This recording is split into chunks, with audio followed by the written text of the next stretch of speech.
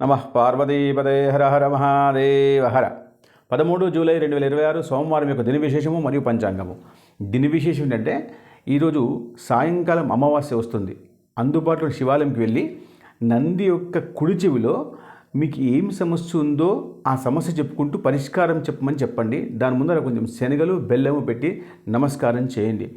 ఎవరైతే అప్పులు అడుగుతున్నారో సమయం అయిపోయిన తర్వాత బాగా ఇబ్బంది పెడుతున్నారో వాళ్ళ పేరు ఆ నందికి చెప్పండి. శివుడికి చెప్పడం వల్ల వాళ్ళు అడిగే వాళ్ళు ఇబ్బంది పెట్టకుండా ఉంటారు. చేసి చూడండి, శుభం.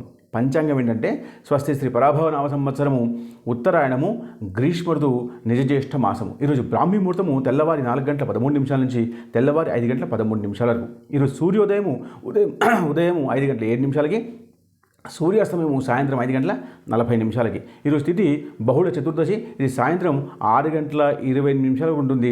దాని తర్వాత మీకు అమావాస్య వస్తుంది. ఆ తర్వాత మీకు నక్షత్రము ఇది ఆరుద్ర నక్షత్రము. ఈ ఆరుద్ర నక్షత్రము రాత్రి 3:45 వరకు ఉంటుంది. దాని తర్వాత మీకు పునర్వసు నక్షత్రం వస్తుంది. దాని తర్వాత యోగము ఇది ధ్రువం యోగము. ఇది సాయంత్రం 5 గంటల వరకు ఉంటుంది. దాని తర్వాత వ్యాఘ్యాతం అనేటువంటి యోగము వస్తుంది. దాని తర్వాత కరణము ఇది భద్రకరణము. ఇది ఉదయం 7:42 వరకు ఉంటుంది. దాని తర్వాత శకుని అనేటువంటి యోగం కరణం వచ్చి ఇది సాయంత్రం 6:28 వరకు ఉంటుంది. దాని తర్వాత శుభ సమయము. ఈ శుభ సమయం ఉదయం 5 గంటల 33 నిమిషాల నుంచి ఉదయం 6 గంటల 30 నిమిషాల వరకు ఉంటుంది. దాని తర్వాత రాహుకాలము ఇది ఉదయం 7:30 నుంచి ఉదయం 9 గంటల వరకు ఉంటుంది. దాని తర్వాత యమగంటము ఇది ఉదయం 10:30 నుంచి మధ్యాహ్నం 12 గంటల వరకు ఉంటుంది. దాని తర్వాత దుర్ముహూర్తము ఇది మధ్యాహ్నం 12:29 నుంచి మధ్యాహ్నం 1 గంట 21 నిమిషాల వరకు ఉంటుంది. దాని తర్వాత వర్జము ఈ వర్జము మధ్యాహ్నము 1 గంట 14 నిమిషాల నుంచి మధ్యాహ్నం 2 గంటల 43 నిమిషాల వరకు ఉంటుంది.